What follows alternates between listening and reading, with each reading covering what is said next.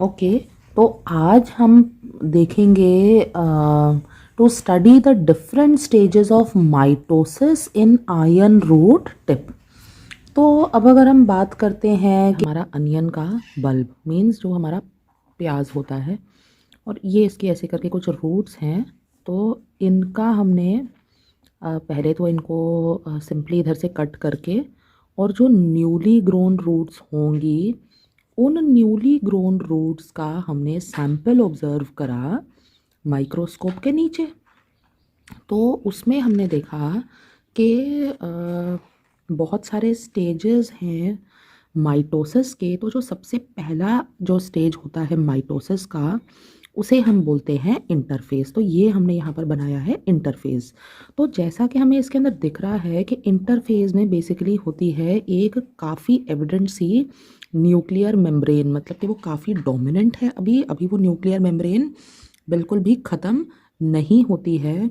और उसके अलावा हम ये बोल सकते हैं कि जो हमारे सेल का जो न्यूक्लियस है वो काफ़ी बड़ा है, काफ़ी लार्ज है, और उसकी एक काफ़ी एविडेंट है क्या, न्यूक्लियर मेम्ब्रेन।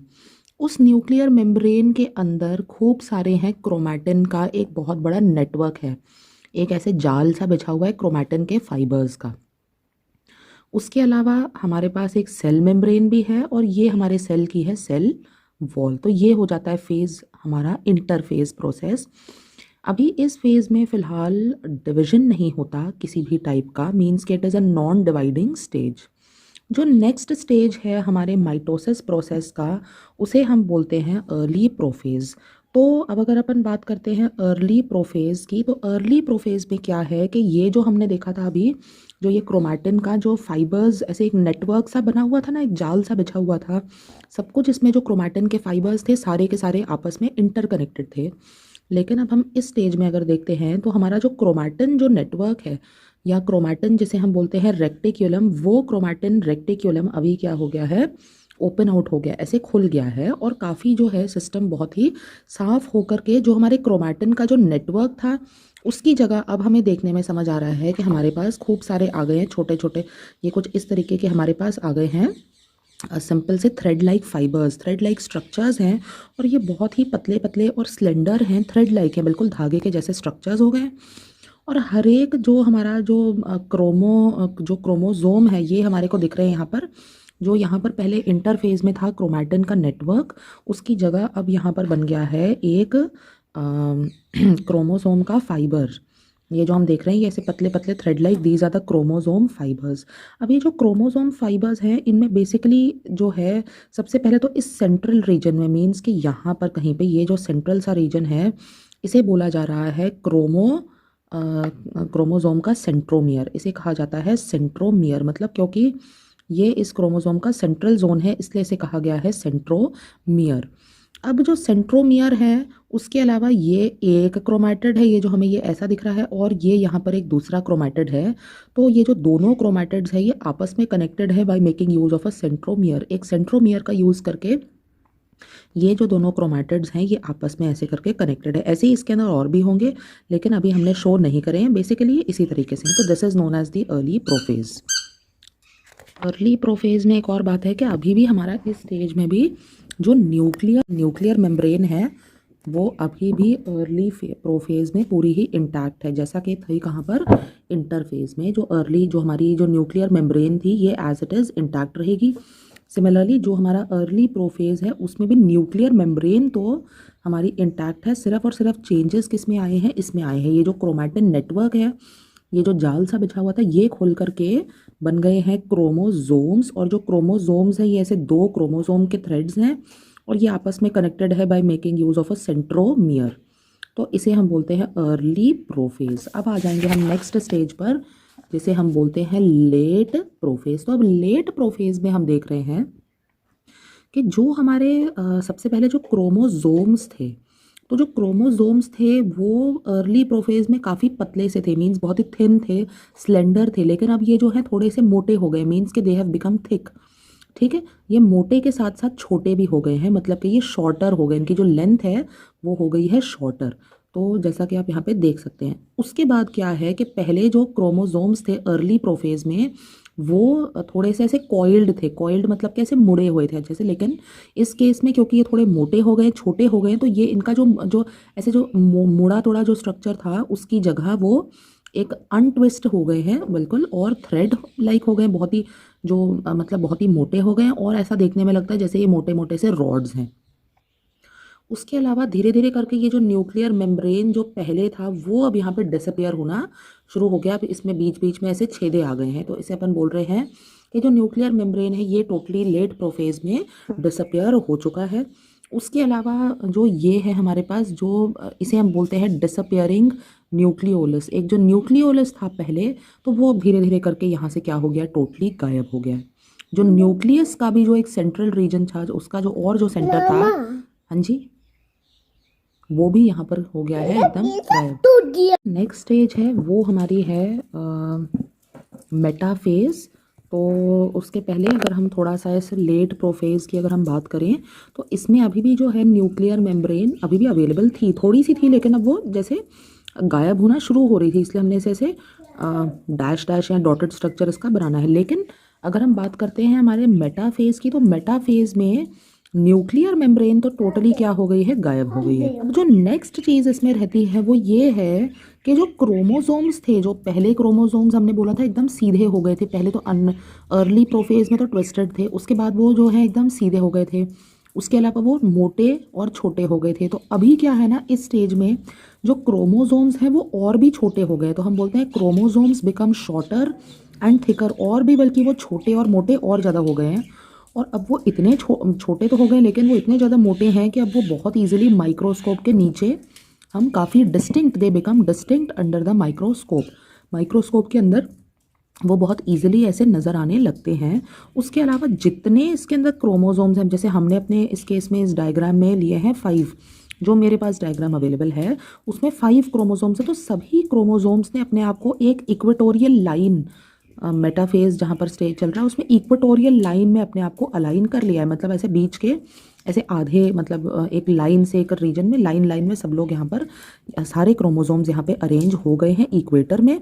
और इनके सारे के सारे जो सेंट्रोमियर्स हैं, मीन्स इनका जो सेंट्रल जो ये मियर्स है, जहाँ पर ये 2 क्रोमोसोम्स के जो थ्रेड्स हैं आपस में, जहाँ पे ये एक्स का जो थ्रेड है यहाँ पे जुड़ा हुआ है ना, तो ये सारे के सारे इक्वेटोरियल लाइन में एक्चुअली क्या हो जाते हैं, अलाइन होकर के अपने आप की क्या बनाते हैं, ये मेटाफेज प्लेट, इसे कहा जाता है मेटाफेज की एक प्लेट बनाना।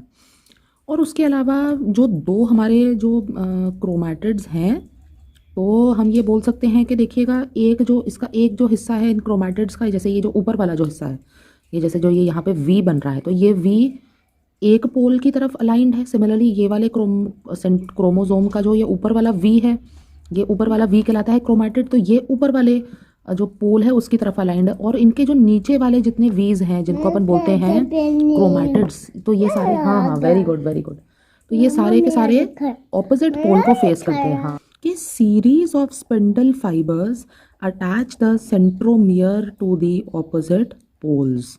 तो ये वही चीज़ है कि मतलब कि जो ऑपोजिट पोल्स जो हैं, यहाँ पर एक पोल ये है और एक पोल यहाँ पर है, तो इन पोल्स से जोड़ते हैं, यहाँ पर हमें ये फाइबर्स, ये से धागे धागे, लाइन लाइन नहीं दिख रही है, डॉटेड लाइंस, तो इन पोल्स से जो जोड़ने वाले हैं ये लाइंस, जिनको हम कहते हैं स्पिंडल फाइबर्स, किनको जोड़ते हैं, ये इन क्रोमोसोम्स के सेंट्रोमियर्स को जोड़ती हैं ये स्पिंडल फाइबर्स। किसके लिए, ये जो 2 हमें यहाँ पर ऐसे करके पोल्स नज़र आ रहे हैं, तो ये है बेसिकली कौन सा फेज, मेटा फेज। तो अब जो हमारा नेक्स्ट फेज है, ओके, तो अब जो हमारा नेक्स्ट फेज है वो है अर्ली एनाफेज। तो इस अर्ली एनाफेज में जो हमारे सेंट्रोमियर्स थे जो यहाँ पे अटैच्ड थे, किन से अटैच थे, वो पोल्स से अटैच थे ना। इससे पहले वाले फेज में ये देखिएगा यहाँ मेटाफेज, ये स्पिंडल फाइबर्स के ज़रिए इन पोल्स से अटैच थे इन क्रोमोसोम्स के सेंट्रोमियर्स। तो अब क्या होगा कि जो सेंट्रोमियर्स हैं तो वो अब 2 पार्ट्स में ब्रेक हो जाएंगे। तो अब एक पार्ट जो है वो ऊपर चले जाएगा, एक पार्ट ऐसे करके नीचे चले जाएगा, और जो डॉटर सेंट्रोमियर्स हैं वो खींचे चले जाएंगे, वो पुल हो जाएंगे बाय द स्पिंडल फाइबर्स। ये जो स्पिंडल फाइबर्स हैं वो उन डॉटर सेंट्रोमियर्स को खींच कर, पुल करके और जो रिस्पेक्टिव पोल्स हैं उन तक उनको खींचने की कोशिश करेंगे। उसके बाद ये जो क्रोमोसोम्स जो ये हैं, जो हमें ये हार्ट शेप दिख रहे हैं, एक्चुअली हमें देखने में हार्ट शेप दिख रहे हैं, लेकिन एक्चुअली में या तो इनका जो शेप है वो वी जैसा दिखेगा हमको इस स्टेज में, या तो दिखेगा एल के जैसा, या आई के जैसा, और या फिर जे के जैसा। तो वी, जे, एल और आई शेप के हो जाएंगे हमारे क्रोमोसोम्स। और जो जो क्रोमोसोम्स हैं जो उनको हम बोलते हैं डॉटर क्रोमोसोम्स। ये देखिएगा, ये जो ये है ना, ये जो एक जो सेंट्रोमियर था उसके साथ जो दो क्रोमोसोम्स जुड़े हुए थे जब एक जगह पर, तो जब वो जो क्रोमोसोम्स जो सेंट्रोमियर्स है वो टूटे, ये जो इनके सेंट्रल रीजन है वो टूटे, तो उनसे जुड़े हुए जो क्रोमोसोम्स है वो भी क्या हो गए, डिवाइड हो गए। तो अब उनको हम बोलते हैं डॉटर क्रोमोसोम्स। जो नेक्स्ट फेज़ है उसे हम बोलते हैं लेट एनाफेज़। तो अब ये जो लेट एनाफेज़ है उस फेज़ में अगेन हम देख सकते हैं कि ये जो स्पिंडल फाइबर्स हैं ये इनको फर्दर अपने जो ऑपोजिट पोल्स हैं उनकी तरफ खींचने की और ज़्यादा कोशिश कर रहे हैं। तो ये लेट एनाफेज़ और जो अर्ली एनाफेज़ था वो भी ऑलमोस्ट क्या थे, सिमिलर ही थे चीज़ें, वो अपन एक में ही लिख सकते हैं।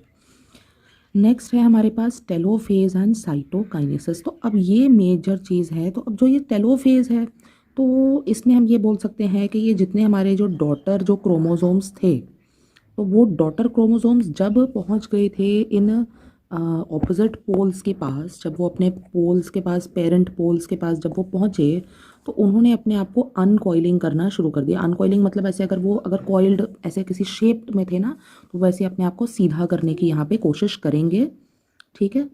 और उसके बाद हमने ये देखा कि वो एकदम से अनकॉइल होंगे, लंबे हो जाएंगे, इलोंगेट हो जाएंगे, और जो पहले बहुत मोटे और छोटे हो गए थे ना, तो अब वापस से लंबे और पतले ऐसे थ्रेड लाइक स्ट्रक्चर्स इनके बनने लगेंगे।